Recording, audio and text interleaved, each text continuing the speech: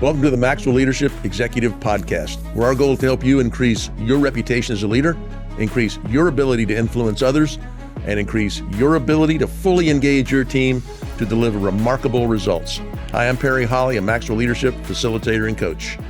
And I'm Chris Cody, Executive Vice President with Maxwell Leadership. Welcome and thank you for joining. Perry and I really appreciate you being an avid listener, downloading this, sharing this with your team. We enjoy doing this. Perry brings content, and we love to banter back and forth for about 20 minutes on a leadership topic that's relevant in organizations around the world that we have the privilege of serving, whether it's coaching or delivering some training. Matter of fact, Perry's coming off of a couple of hours of virtual training this morning with one of our corporate clients. And so if you're interested in learning more about how does that happen, how does that work, I want to encourage you to go to maxwellleadership.com/podcast. Then if you'll go down and click on this episode, at the bottom of that, you'll see a form. You can submit your information there and our team will follow back up with you. Well, today we're going to dive into, we talk a lot about, we believe the foundation of leadership is the ability to connect with people. Level 2 in the 5 levels of leadership. Today we're going to talk about maybe even a little bit deeper than just connecting with people about having a foundation of leadership. And today's title is The 4 Dimensions of Character. I love this title. You're always creating something new. Yeah.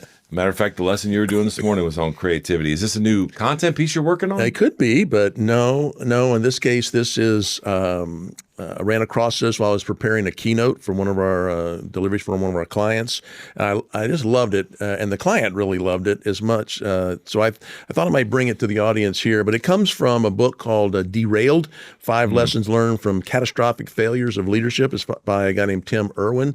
I love Tim's work here, and I just thought that we could just talk about how it applies to what we do. And I was a little nervous because it was published like 10 years ago, but it's just so relevant. Oh, yeah. When you talk about character, is always relevant. And in the book, he kind of chronicles the collapse of high-profile CEOs. You think, well, they're taking the negative side here, but understanding why would matter on that. But according to Tim Irwin, the character can be broken down into these 4 dimensions that guard against being derailed in your leadership, which is why I go at it. The 4 dimensions, we'll talk more about it, but are authenticity, self-management, humility, and courage. Yeah. All I like where you said, I was a little hesitant, right? It talks about the negative side of it. Oftentimes when I'm in a little bit of a rut or thinking about something, I will go to the opposite side and say, okay, well, what's this look like? Well, I don't want it to look like that, right? As a leader, what does it need to be on the other side? As you were talking, this reminds me of a quote from Coach John Wooden about character, where he says, be more concerned with your character than your reputation, because your character is what you really are, while your reputation is merely what others think you are, right? I thought that was so good. And John says when a person has character, we will put our trust in them. It's a natural, progress. And when I think about character, I think about, this is kind of what lives underneath our words, our facial expressions, our body language. It is what makes, trust possible. And so you and I and everyone that's listening to this can say, oh, I immediately can kind of get an idea, like something intuitively with us tells us about their character. And that's, in essence, what we're saying right here. It lives beneath everything that we're showing to people is kind of our character.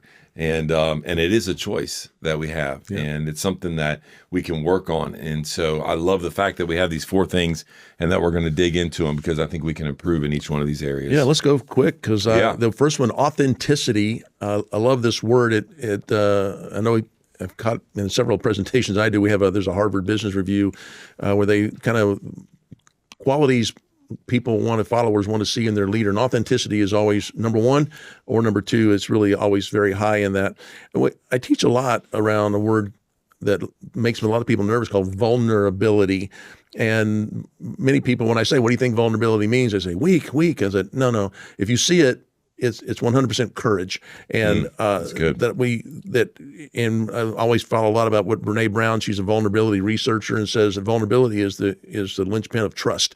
That when you are authentic, when you're real, when you don't come across as too perfect, you don't have all the answers. And vulnerability, by the way, is things like I don't know, or three most unused words in leadership. I need help. I made a mistake. Things like that tell people that you're real. You're not perfect. And the key there is everybody knows you're not perfect, but if you act like you are, it's not authentic, and it kind of tears that down. What are your thoughts about leaders and vulnerability? Do you see this much? So I don't see it enough. Yeah, right. And you think about it, even from just a flesh standpoint, as human, we don't want other people. I think about growing up. My mom would be like, hey, these are conversations that we're keeping inside these walls. We're not going to talk about it as soon as we step outside. And everybody gets out there and you act like you're this perfect family. Right. Well, then you start dating and getting married and you have friends and you go, man, they're just as dysfunctional as our family. What if we were all just vulnerable and helped each other through those times? But it doesn't happen. So I think we naturally grow up with a tendency not to allow that to happen. And so the biggest challenge here is breaking down the barrier to know that it's okay to be authentic with your people, to be vulnerable, to understand that you are going to make mistakes, and then just to apologize, because in essence, not only is it good for you as a leader, but that's what you want to model for your people themselves. You want to be able to do that.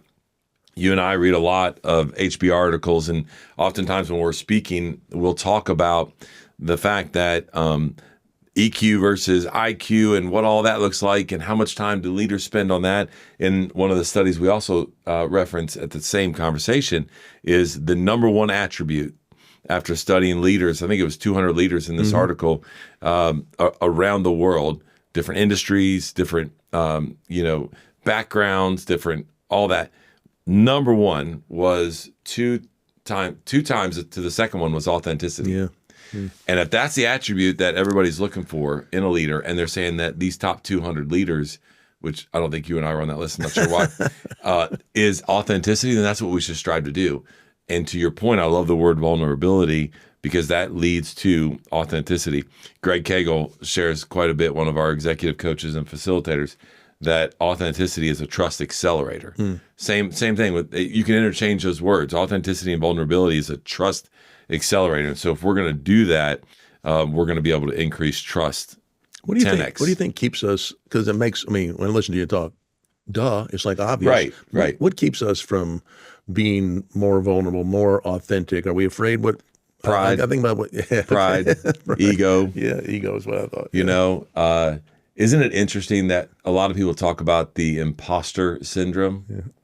But we really don't admit that we have the imposter syndrome. As I'm just thinking about this back and forth, because my pride and my ego as a leader is like, oh yeah, I mean, inside I'm like, man, I can't do that. And then I stand up, I got this. Yeah, like, I mean, versus, man, no, I mean, this is uncharted territories. We're going to figure this out together. I don't know what I'm doing. You don't know what you're doing. But I do think it has a lot to do with the pride and the ego of leaders. And the longer you have led, maybe the more you have, quote unquote, accomplished as a leader, I think this becomes harder and harder. Hey, podcast listeners. Many of you listening right now would probably love the autonomy that comes with owning your own business or becoming a coach that helps other businesses succeed. Well, we have a phenomenal strategy where you are 100% in control of your own business, earning income on your own terms, and have access to the people, tools, and resources you need to build a thriving leadership development business. When you become a Maxwell Leadership Certified team member, you join a global community of entrepreneurs led by our expert team of mentors and faculty, including John C. Maxwell. You'll also get one of the top leadership certifications in the world next to your name, giving you the boost you need to get started. Visit us online at maxwellleadership.com/join the team to find out more. Yeah. Now, people come to us all the time and say, man, could you coach me on I want to be like you. You seem like you have it all together. I go, oh, what a joke. But we tend to, I tell people, it's like you're seeing the Perry show. It's a stage act and the curtain behind me is closed and you can only see what I want you to see. I can make you think whatever I want to make you think. Yeah. However, if I crack the curtain a little bit behind me and you can see part of the backstage act, you'll notice that I'm struggling just like you are. I have ups and downs just like you do. I make mistakes just like you do. I have challenges just like you do. I don't know the answers as much as you think I do. I'm always asking, but if I crack the curtain a little bit, now people say, I don't want to reveal. I'm not saying take the curtain all the way back to the edges of the stage. Right. You don't have to show your ugly, Right. dirty secrets and all that, but just letting people know that and I hear John he said, if you talking to people, and he talks about this in the 16 laws of communication, you want people to say, me too, not so what. And I thought, if you're putting on a show and you're not authentic, they'll kind of say, so what? Because they know you're not. Right. But if they see you kind of coming true, that here's what I'm struggling, they go, oh, me too. Now you made a connection. That's right. To do that. So, That's right. All right. Number 2 is self-management. Oh my gosh, I love this one. Is can you manage your emotions, your thoughts, your behaviors in a way that is productive and effective with people? We talk about this all the time, but that people are watching you. How often? All the time they're watching you. All the time. And what are they watching for? They're watching for your actions. Do your words match what you say? Do your actions match your words? You're watching for your reactions. How do you handle bad stuff? Do you blow up? Do you get angry? Do you get judgmental? Actions, reactions. They watch your interactions. How do you talk to people? How do you talk to people above you in the organization? Do you talk the same to people below you in the organization? Or do you show more respect up and less respect down? They're watching this all the time. Your behaviors in general, they want to know. They're trying to see if you lead yourself, and we talk about this level 2 in the 5 levels. It's called permission, is that they're watching you to say, am I going to give you permission to influence me, give you permission to lead me? So when you're looking at people, I always ask this about what demonstrates someone manages themselves well. Are there signs that give it away? The first thing that comes to mind is, are they self-aware, and what are they doing about that? And that's something that you and I talk a lot about, not only on this podcast, but also with leaders that we're coaching around the world. That is something that I think ties directly into this self-management. And you're looking at, how are they managing their priorities? How are they managing their time? What are they focused on? Are they communicating one message about what's important and then doing, something else? What does that time, look like? For example, we work in, an environment that is a leadership bubble and a personal growth bubble. And we talk about this all the time. And then when you get down to it and you ask maybe individuals inside our organization, how are you managing your time around personal growth? Well, if you're talking about it and then you're not doing it and you're not sharing it, how do people actually know? And again, this goes back to character. Now we're leading us back to that. So I think that they are watching. I love this. You put this in my notes. I love this statement where you said, there are many things that give away how well you manage you, right? That's what we're talking about. So not only use self-management is the same term, but I love, how do you manage you? And John has taught both of us over the years that we're the hardest person to lead. Yeah. And if you can't lead you, if it can't lead me, right, then you're going to all of a sudden get out here. And then this ties back even into being authentic, where the first one we just talked about. You can't really be authentic if you get up and say, man, you know what, I did my quiet time 7 days this week out of 7. Everybody's going, well, I'm a failure. Like, I can't. But did he really? So, they say, so what? They say, so what? Yeah, they say, so what? So I love that. Number 3, the dimensions of character is humility. Man, this is hitting close. You're thinking that willingness to admit mistakes, learn from others, put the needs of the organization above your own. Always think of humility as an others orientation. I'm not oriented toward me and mine. I'm outwardly looking. One thing I look for in myself, in questioning whether I'm having humility and especially in others, is the word teachableness. I just find that teachable leaders tend to, like you used ego and pride a while ago. I think you kind of push ego and pride down when you say, I'm teachable. Well, what does that actually mean? That they're humble because they don't feel that they have all the answers. They are open to the fact that others' orientation is, I'm open to, you might be able to teach me something. Right. You might be able to bring something. And I don't have to play the fact that I've been doing this a long time. I know a lot of things. Yeah, but I don't know everything. And so that constant reminder of keeping my personal power under control in the situation, that's humility to me. So what do you think? Yeah, this is something that I love the word teachable. It's interesting because we're going off of these four dimensions from the book 10 years ago. You were worried about it being 10 years ago. As we're talking, I find us replacing those words with what are our buzzwords right now, right? With vulnerability and versus authenticity. Teachable, I love this word. And I was having a conversation a couple weeks ago with Mark Cole, our CEO, and we were talking about some executive level leaders he's thinking about. And I said to him, what are the attributes? Like, what are you looking for right here? And he said, it's very simple. It comes down to just a couple of things. And at the top of that list is, are they coachable and are they responsible? Someone that has that type of humility, that at the executive level has led things maybe bigger than anybody on a team, are they still teachable? Are they still coachable? And are they responsible for what their KPIs are? Are they going to take responsibility for it, or are they going to deflect it for excuses? And so it got me thinking as we were going through these notes. I was thinking, man, if that's important at that level, then we should start our career at that and thinking about how do we become teachable, which goes into some things that you talk about, being curious. What is that in conversations? And having humility is a superpower because it allows you to step back and to show that you genuinely value others' opinions and others' perspectives, and you can talk through that and have that humility at any level in leadership is a tremendous character when it comes to the four dimensions that we're talking about. Yeah, I think that idea of questioning and about teaching. You said we should start our careers that way. I'm thinking, should I be teaching my team these things?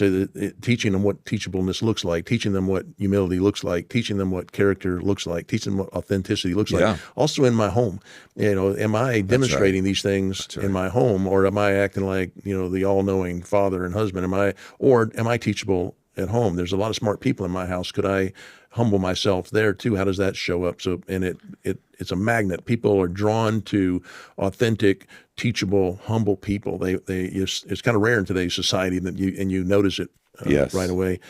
Dimension number 4 is courage.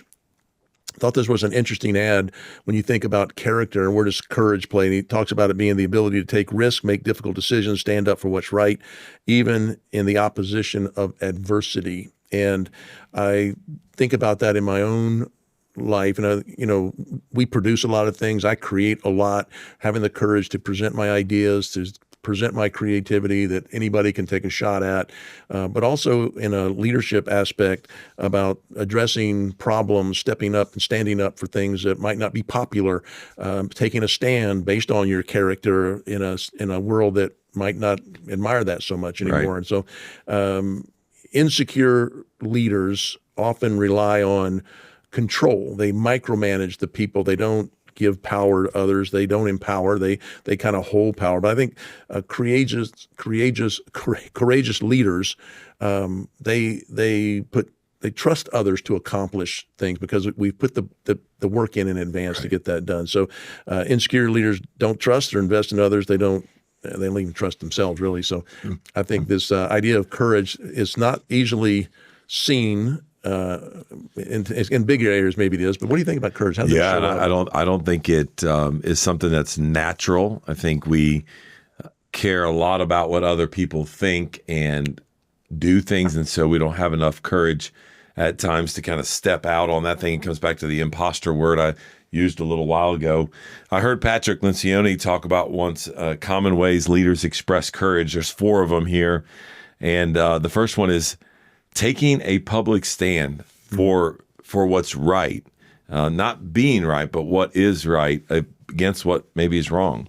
The second one is interpersonal confrontation, the ability to confront a person. I was having a conversation with a leader a week or so ago, and we were talking about the word triangulation and how that affects the culture of a team, of an organization. And instead of people going and confronting, let's say, instead of me coming to you and saying, hey, Perry, I want to talk to you about this, and having the courage to do that. Instead, I go and talk to, Jake about you without you being present. Then you're creating this negative, triangulation around it. And so having the courage to be able to have those types of conversations, I think is huge. The third one he talks about is silence within attacks. The ability to refrain from defending your turf or reputation will attack. And then finally, the fourth one there, he says, is self-honesty, is being authentic, which we talked a lot about today, about your flaws and your shortcomings. Yeah. So I love this. As we wrap up, one of the things we try to do is bring to you things that are, things that you can work on that are simple but not easy. And I think character is one of the most important elements of leadership. I think it determines and can be determined by, again, not only how you manage your time and manage that, but what do you pay attention to, who are you spending time with, how do you receive the feedback, and whether or not you can then make good, effective decisions. Fantastic. Well, I know character's not built in a day, it's built day by day. So working on these areas I thought were good. By the way, Tim Irwin offers in the book some assessments and some evaluations, some things you can do to kind of test yourself if you choose to do that. He had some resources that are available there. We're grateful you spend this time with us. If you want more information, a learner's guide, you want more information about our offerings, if you'd like to leave us a question or a comment, you can do all that at maxwellleadership.com/podcast. We love hearing from you, and we're very grateful you'd spend this time today. That's all from the Maxwell Leadership Executive Podcast.